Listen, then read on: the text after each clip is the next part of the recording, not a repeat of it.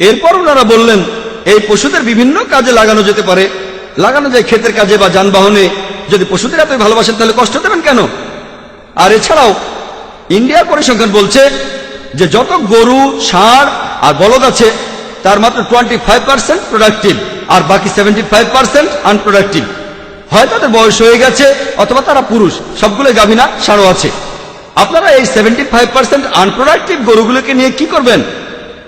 ছাগল, ষাঁড়, বলদ একটা অপশন, তাদের পালন করেন নিজের খরচে।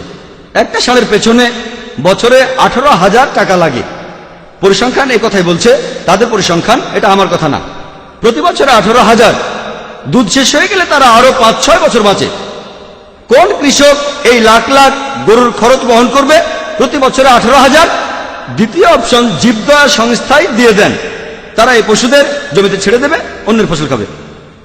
তৃতীয় অপশন জঙ্গলে ছেড়ে দেন, হিংস্র পশুরা খেয়ে ফেলবে। শেষ অপশনটাই ভালো, তাদের দুধ দেওয়া বন্ধ হয়ে গেলে এই পশুগুলোকে কসাইখানে পাঠান, এতে কৃষকের লাভ হচ্ছে, সে টাকা পাচ্ছে। এই পশুগুলো থেকে আমরা অন্যান্য উপকারিতা পাচ্ছি, সেই পশুর মাংস খাচ্ছি, এছাড়াও তাদের চামড়া দিয়ে উপকার পাচ্ছি, হাড়ও ব্যবহার করছি। আশা করি উত্তরটা পেয়েছেন।